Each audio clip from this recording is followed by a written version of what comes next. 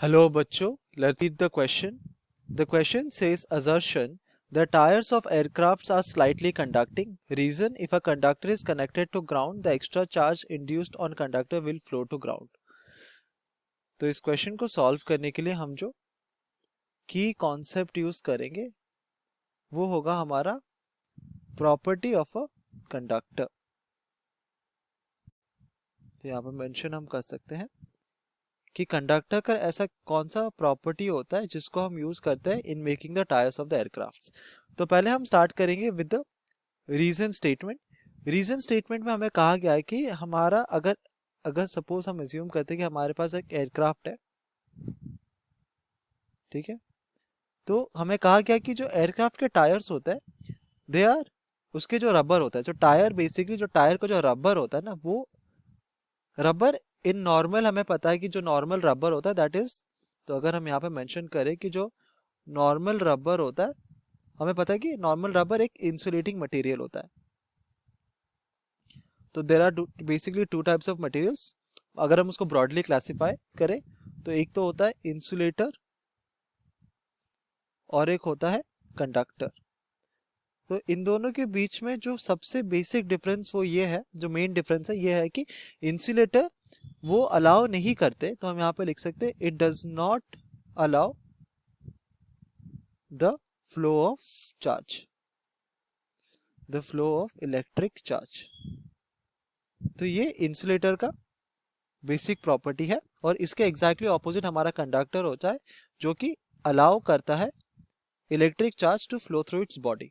ठीक है, तो नॉर्मल रबर जो हम यूज करते हैं ना वो बेसिकली इंसुलेटिंग इन नेचर होता है, बट जो रबर हम यूज करते हैं जो एयरक्राफ्ट रबर्स होता है, तो हम यहाँ पे लिख सकते हैं एयरक्राफ्ट में हम जो रबर यूज करते हैं टायर बनाने के लिए they are conducting in nature.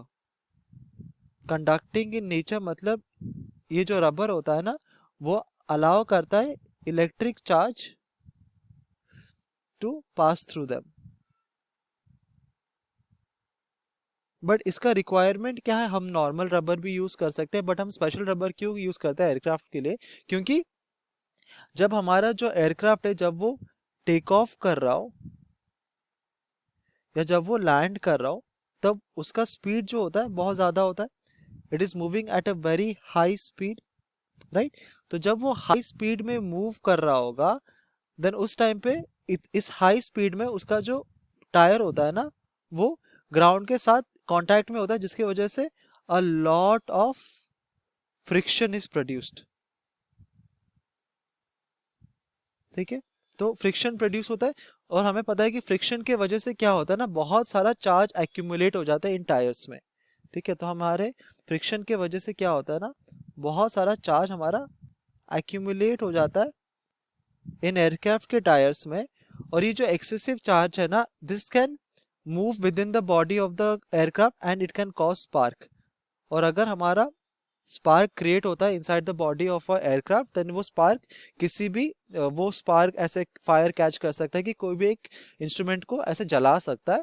तो इस होल प्रोसेस को प्रिवेंट करने के लिए हमारे पास जो टायर्स होते हैं, जो एयरक्राफ्ट के टायर्स होते हैं, तो हम यहाँ पे मेंशन कर सकते हैं जो एयरक्राफ्ट के टायर्स होते हैं उसके रबर्स को हम कंडक्टिंग बनाते हैं इन नेचर, ताकि जो हमने एक्स्ट्रा चार्ज गेन किया है ड्यूरिंग टेक ऑफ और लैंडिंग वो हमारा टायर का जो नेचर होता है ना, क्योंकि वो कंडक्टिंग होता है तो वो सारे चार्जेस ना वो डायरेक्टली ग्राउंड की तरफ इजेक्ट हो जाते हैं. तो लैंडिंग की टेक ऑफ के टाइम पे जब हमारा वो टायर ग्राउंड के साथ घिसता है तब वो जो भी हमारा एक्स्ट्रा चार्ज एक्यूमुलेट होता है कि क्रिएट होता है वो डायरेक्टली ग्राउंड को वापस चला जाता है. और कोई एक्सेसिव चार्ज हम यहाँ पे लिख सकते हैं कि कोई भी एक्सेसिव चार्ज हमारा एयरक्राफ्ट के बॉडी पे नहीं एग्जिस्ट करता. तो क्योंकि एक्सेसिव चार्ज ही एग्जिस्ट नहीं करेगा तो कोई भी टेक्निकल मैन्युफैक्चरिंग की स्पार्क प्रोड्यूस होने का चांस ही नहीं रहता. तो हमारा रीजन स्टेटमेंट करेक्ट है. अब हम असर्शन स्टेटमेंट देखेंगे. असर्शन स्टेटमेंट हमें ये कहता है कि the tyres of aircraft are slightly conducting in nature. और हमने ये रीजन स्टेटमेंट को एक्सप्लेन करते थे, हम देखा था कि एयरक्राफ्ट के जो टायर्स होते हैं वो कंडक्टिंग होते हैं. तो हमारा असर्शन स्टेटमेंट करेक्ट है और हम देखते हैं कि हमारा रीजन स्टेटमेंट वो हमारे असर्शन को करेक्टली एक्सप्लेन करता है। सो ऑप्शन ए हमारा करेक्ट ऑप्शन हो जाएगा यहाँ पे। Hope you understood it well, best of luck.